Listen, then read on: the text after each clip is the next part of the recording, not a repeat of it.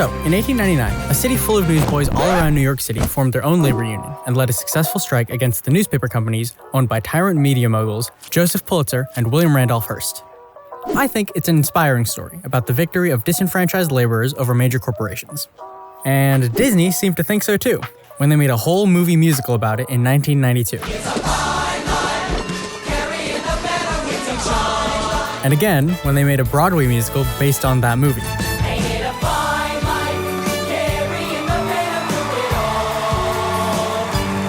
But I mean, that's just classic Disney, right? Always taking clear stances on labor rights issues by celebrating the triumph of an underserved working class against the overly greedy media conglomerates that take advantage of them.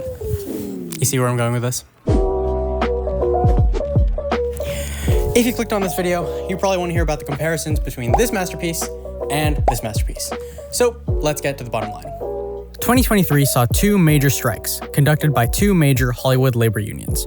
First, the Writers Guild of America, or WGA, in May, and then the Screen Actors Guild / American Federation of Television and Radio Artists, or SAG-AFTRA, in July. Both strikes began over disputes between the unions and the major Hollywood studios over issues like AI, residual pay, and all the many threats to the careers and livelihoods of artists in the industry. Most of the issues the artists went on strike for had really only risen up recently, thanks to drastic changes in the industry, like the sudden advancement of AI capabilities and the switch to a streaming-based business model.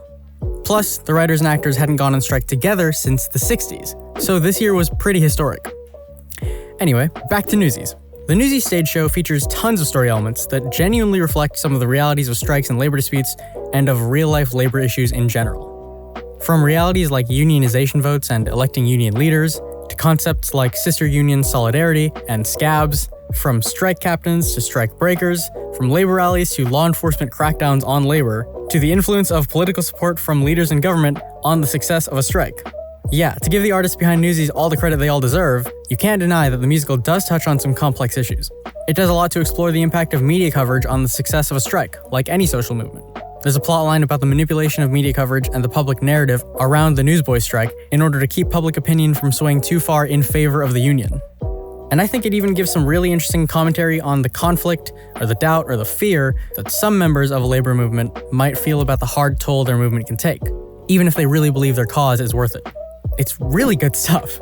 I just want to be straight up. I do think Newsies is an awesome work of art that has a lot to say about strikes and labor issues, while also being about way, way, way more than that. Brotherhood, romance and betrayal, the harshness of city life. This musical obviously had so many talented, passionate people behind it, and it tells its story with iconic songs and memorable characters that we all love. I mean, Santa Fe, Watch What Happens, Letter from the Refuge, come on, I'm a fan. But, overall, I think it's important to realize that the story Newsies presents us, for as powerful as it is a pretty sanitized story. Remember, at the end of the day, this was a work of art commissioned by the Disney Corporation. And the image of a union they decided to portray, the story of a strike they decided to tell, is a sanitized one. If you don't know what I mean by that, let's look at it this way. The heroes of Newsies are the Newsies, working class kids who work themselves to the bone day after day hawking newspapers with barely any profit for their efforts. They're depicted as the very lowest of the low in New York society in this story. Used and abused by the crushing forces of society, from law enforcement to the upper class to the middle class, these characters are kids who only have each other as friends and community and family. And the villain is Joseph Pulitzer, the tyrant king of the world news, and in the story of the musical, a monopolist of the media, obsessed with influencing the public and controlling every narrative that spreads out into the wider world, doing whatever it takes to move the bottom line, to keep his numbers rolling and to rake in that profit. So take a step back and think about that, and you realize that Newsies might feel or look dirty on the surface, with its grimy New York street sets, the dusty bars and the brothels and the newsboys, but below that, it's a really squeaky clean good versus evil story. It's sanitized. Whereas in the real world, heroes don't all look like sad, dust-covered orphan boys with silly hats that are easy and obvious to root for. And the villain isn't always just one guy with an arrogant beard and a supervillain voice that you can easily and obviously hate. In the real world, champions of the working class don't all have lovable street nicknames like Crutchy, Race, and Spot.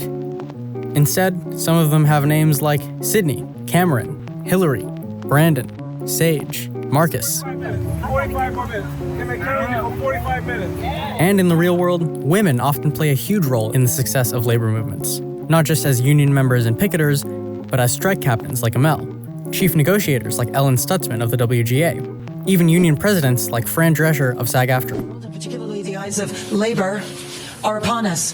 What's happening to us is happening across all fields of labor. I am shocked by the way the people that we have been in business with are treating us, how they plead poverty, that they're losing money left and right when giving hundreds of millions of dollars to their CEOs. Privately, they all say we're the center of the wheel, but actions speak louder than words. So the jig is up, AMPTP. We are labor and we stand tall and we demand respect and to be honored for our contribution. You share the wealth because you cannot exist without us. So, to get a better picture of the more nuanced realities of labor disputes, why don't we talk specifically about the 2023 Hollywood strikes, which shined light on some of those issues for a surprisingly interested public.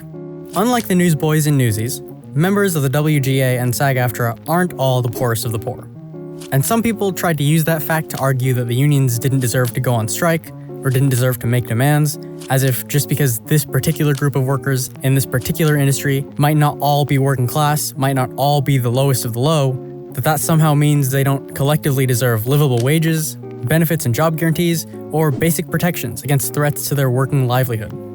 A while back, I was lucky enough to actually join some SAG-AFTRA strikers on the picket line. Obviously now, both the writers' and actors' strikes are officially over.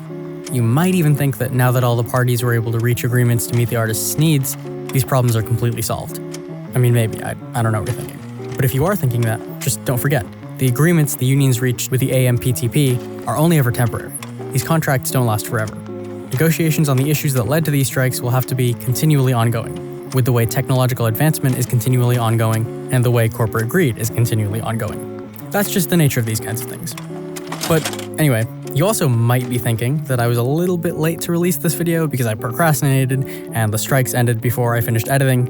And if you're thinking that, you're right. But let me cook for a second. Turn in their signs, hand right on over. Thanks. Sorry. Signs everywhere, signs. Sir, I appreciate it. Thank you. Thank you so much. Thank you. Take care. You too. A while back, I was lucky enough to actually join some SAG-AFTRA strikers on the picket line. I'm not actually a member of the WGA or SAG-AFTRRA, but I found out way too late that anyone's allowed to show up to the picket line to walk in solidarity with the strikers. SAG-AFTRA on strike, baby. So, over a couple of days, I went out to both the Warner Brothers studio and the Disney studio in Burbank, California, signed in as a non-union member at the check-in table by the main gate, and grabbed a sign and a t-shirt to start picketing. Don't get me wrong, I'm not some sort of great champion of the unions or anything just because I showed up for a couple of days of picketing in October. I spent way more time sitting behind my computer reading about the strike than I did actually participating in it in any way. But on the couple of days I did go and walk right there with the strikers, I experienced something really, really beautiful. Something that I'd definitely seen in Newsies, but it felt completely different witnessing in real life. I experienced a community. There was coffee, there was ice cream, there were traffic and crossing guards, sidewalk MCs, and good people everywhere, working tables to check people in and out, give them information, hand them snacks and water, clean up after them. There were friends hanging out, professionals sharing stories. There was chess, there was dancing, there was singing. Real quick side tangent. At first I had a line in here that was comparing the Newsies to the SAG strikers, and it said contrary to what Jeremy Jordan would have you believe, your average union members don't have incredible vibratos to win you over with. I thought it was pretty funny. But then I met Rodney, and, I guess some of them do. Too long, I guess it's time for me to come on home. Yes, I'm on my way. It's hard to see that a woman like you will wait around for a man just like me. Yes, I'm on my way. People from every walk of life, of every race, ethnicity, gender, sexuality, were walking and working in support of each other. And it was just awesome to witness. See, that's the one core similarity I think I found between the story of the WGA and SAG-AFTRA strikes and the story of Newsies. One of the most endearing, enjoyable things about Newsies is the way that it gives us a window into the inner lives of the union members behind the strike. It shows us that they had their own little community, and it reminds us that that tight-knit camaraderie is what helped them to stand together, hold strong, and fight for their demands. The Newsies persevered, and after a long and difficult strike period, they won. In the face of fierce opposition from their greedy employers, they stuck to their principles, engaged in their collective bargaining, and eventually reached a deal that satisfied their needs. Not a perfect deal by any means, but enough to meet the moment. The writers and the Newsies, seized the day. and the whole world knows. I wonder if Disney's gonna make a musical about this one.